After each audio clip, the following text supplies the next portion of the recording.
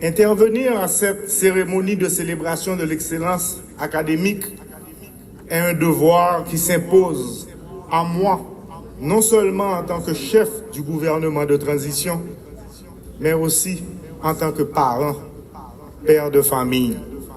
Ce double devoir m'interpelle à l'exhortation et au rehaussement de nos valeurs.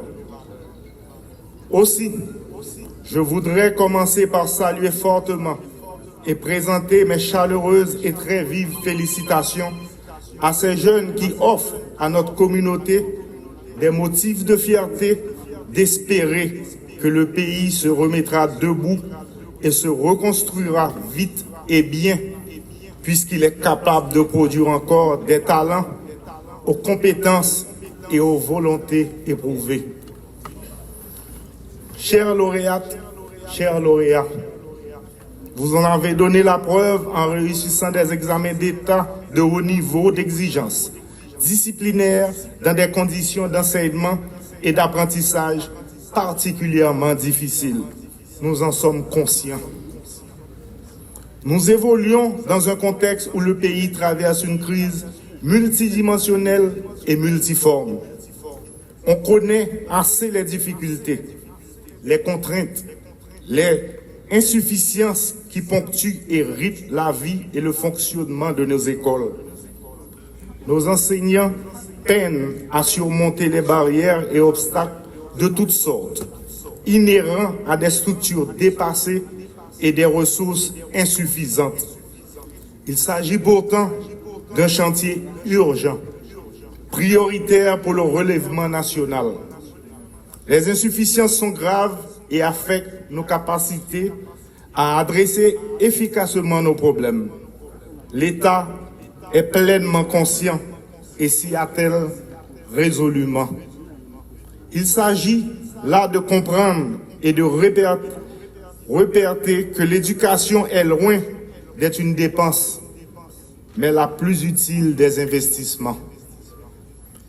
Mesdames, Messieurs, les jeunes lauréates et lauréats que le pays honore aujourd'hui se sont attelés à l'ouvrage, sacrifiant souvent leur légitime moment de loisir, de détente ou de récréation, voire leur sommeil pour se consacrer aux études, aux recherches. Que de satisfaction aujourd'hui de voir tant de sacrifices récompensés et aboutis à la reconnaissance nationale. J'ai entendu les propos du ministre de l'Éducation nationale et de la formation professionnelle, M. Augustin Antoine. Je vais continuer à travailler avec lui pour nous entendre sur quel type d'accompagnement offrir à ces jeunes pour que leur plein épanouissement et leur intégration dans la vie. Chères lauréates, chers lauréats, le pays vous dit aujourd'hui merci de vous montrer un modèle pour les jeunes et vous distinguer en motif d'honneur et de satisfaction pour vos parents dont le sacrifice quotidien vous a propulsé à ce sommet aujourd'hui. À vous tous, chers parents, je dis aussi bravo. Soyez fiers de vous et de vos enfants. Grâce à vous, grâce à vos sacrifices, les jeunes du pays ont des modèles vivants. J'exhorte à travers nos héros du jour, tous les jeunes, où qu'ils soient, à s'éloigner ou rester éloignés des plaisirs faciles, de l'oisiveté, des pseudo-réussites matérielles et autres dérives morales ou persévérité sociale qui, loin d'élever l'humain vers les sommets, l'entraînent plutôt vers les bas-fonds, vers l'inhumanité et l'indignité. Restez actifs et ouverts intellectuellement.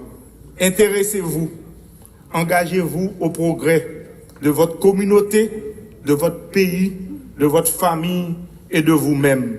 Et le futur est à nous tous. Je vous remercie.